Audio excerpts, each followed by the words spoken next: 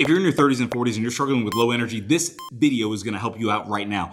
Why am I talking about this? Because I see so many guys in their 30s and 40s and they're struggling with low energy for a few different reasons, but we just kind of like allow it to be, right? Like when we have some sort of physical illness, what we do is we go and we fix it, right? But when it's something where it's like low energy, we kind of just chalk that up into, ooh, I just didn't get enough sleep. And then we don't really like think critically about that. And so we just go along to get along and we just go through the day. And it's like, well, this is just how it is. And this is just the age that I'm at. I do not subscribe to that. I'm not somebody who intakes content that subscribes to that. So I'm not going to talk about that because I've been in areas where I've been low energy and then I've done some things to course correct. And I'm like, ooh, this really helps. So that's what I'm going to talk about in this video. So what do? Number one, get outside and move. Movement is medicine. If you're not moving, if you're always finding a way to sit down and always finding like, oh, I need to sit, I need to just go somewhere and be sedentary, you're not going to have any sort of energy. And it might seem counterintuitive because when you feel a little bit tired, what you tend to want to do is you want to sit down, but movement is medicine. When you get up, you start moving, you start to get your blood flowing and everything,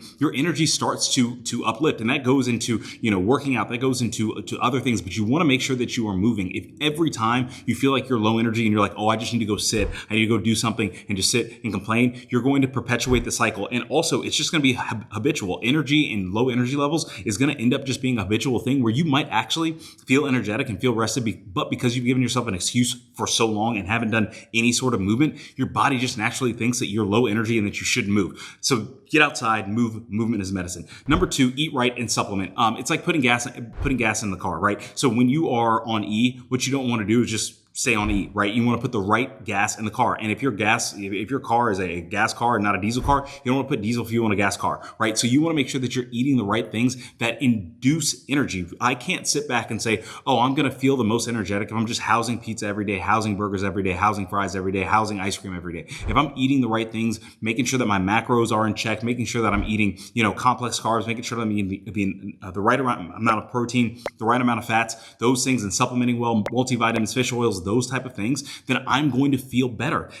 What you put in your body, it does two things. One, it ends up showing in how you feel, and then it ends up showing on your outward appearance, on your outward body. When you see somebody who's fit, you're like, oh, they're putting something into their body that's great, that is showing well on the outside. When you see somebody that has a lot of energy, you have to surmise that they're putting the right things in their body so that they feel energetic. If you're always lethargic, if you're overweight, those are things right there that you can fix very easily by just having the right diet, having the right supplementation. And those habits, they might take some time to change, but if you just slowly start doing the right things over time, you're going to start to see benefits. And when you start to see benefits, that momentum helps. That momentum, so it's like a ball rolling downhill. It's going to get easier and easier. And once you get fitter, things just get easier.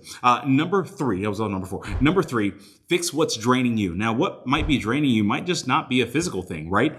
Your finances, your relationship, your career, those things are things that are consistently around, right? Like if you're watching this video, like I'm assuming you're a male who's driven, who has some things going on, but you have big time stressors as well, right? So your finances, those things might be draining you because you might have a lot of responsibilities. Your relationship, though, that might be draining you. That might be something that you're neglecting to figure out how to fix, how to course correct, how to make things work, or how to, hey, if it's just not working, how to let go. Those can drain your energy. And then your career, if you're not in the right career and you're doing something that you don't love, that can drain you. Or if you are in the right career doing something that you love, but everybody around you in the job itself is draining you, that's something that's going to affect your energy. Look at those things. Look at your finances. Look at your relationships. Look at your career. Be very, very real about it, and be very, very real about how you feel about it in the direction that you want to take it, and make adjustments so that your energy levels will increase because of it. There's been so many times where I've had to make adjustments in all of those, in finances,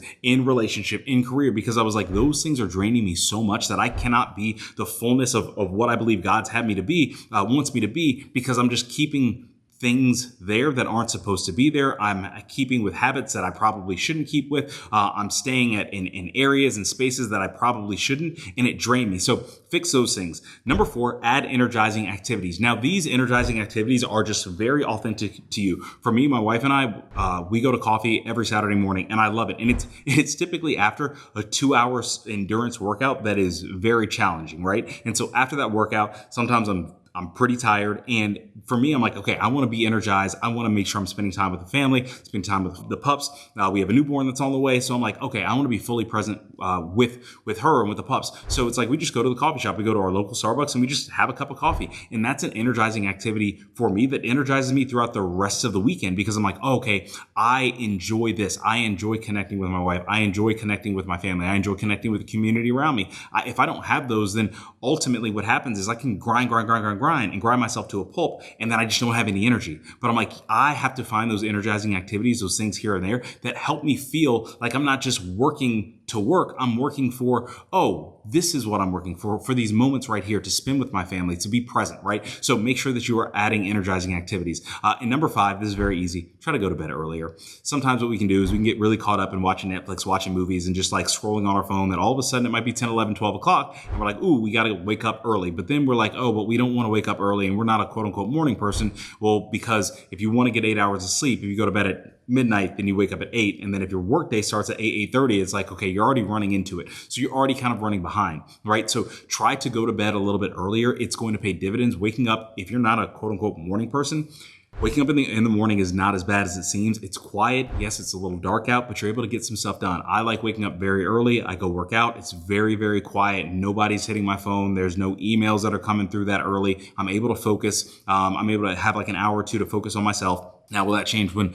a baby comes in? Yep, and we'll adjust. But try to go to bed a little bit earlier, because when you get your sleep, you're able to wake up feeling a little bit more refreshed. You might be able to get a little bit more sleep. And if you wake up a little bit earlier, you're able to get ahead of what is coming at you throughout the day. If you're a driven person, like you have a lot of things that are coming at you as soon as like 9 o'clock hits, 8 o'clock hits, everything is coming at you. So if you have some hours in the day that are a little bit before to get your stuff right, to get yourself organized, you're going to feel a whole lot more energized. You're going to feel a whole lot more prepared going into your day. So again, number 1, get outside and move. Movement is medicine. Number 2, eat right and eat like you care. Put the right fuel in your car. Number 3, fix what's draining you. Your finances, relationship, career, audit those heavily. Number 4, add energizing activities. Whatever activities that you like that add energy to you, do those, and do those unapologetically. Number 5, go to bed early. Just get to sleep. Turn the phone off, turn the Netflix off, turn the movies off, go to sleep. I hope that this message helped. If you did, please comment, like, subscribe, and I'll see you on the next video. Peace.